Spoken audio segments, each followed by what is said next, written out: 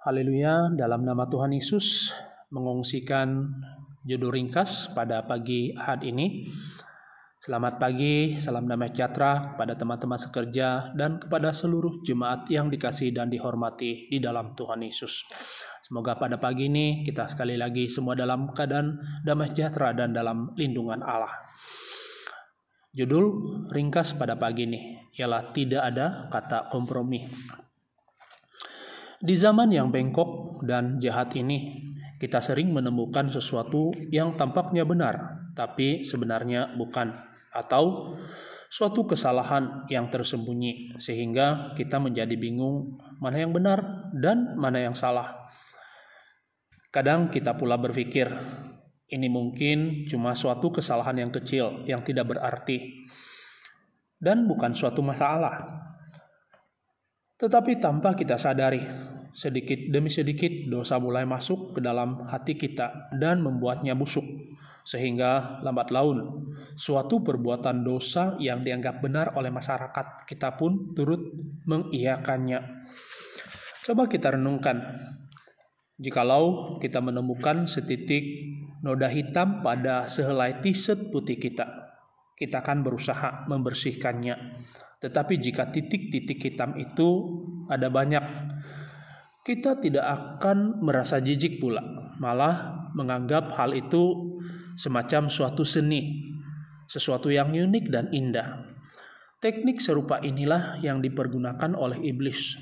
Ia menimpakan setitik noda hitam dosa atas diri kita. Pada mulanya kita tidak menyukainya, namun dengan bujuk rayu dan tambahan beberapa titik noda hitam lagi, ia pun menguasai dan melumpuhkan kita. Ketika Musa dan Harun memohon agar Firaun melepaskan bangsa Israel untuk menyembah Allah di padang gurun, Firaun menjawab dalam Keluaran pasal 8 ayat 25 hingga ayat 26.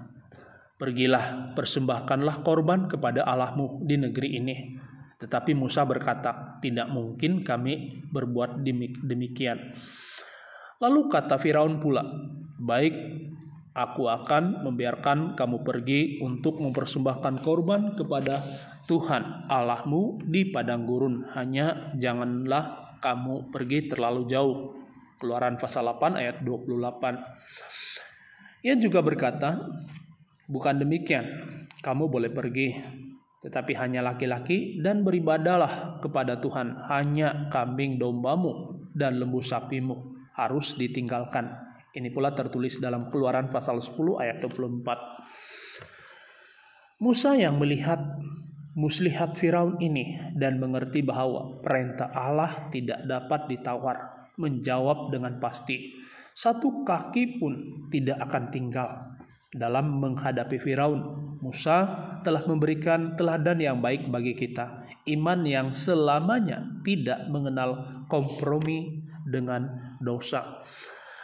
Mengalah dan berkompromi dengan dosa adalah titik awal kebinasaan iman.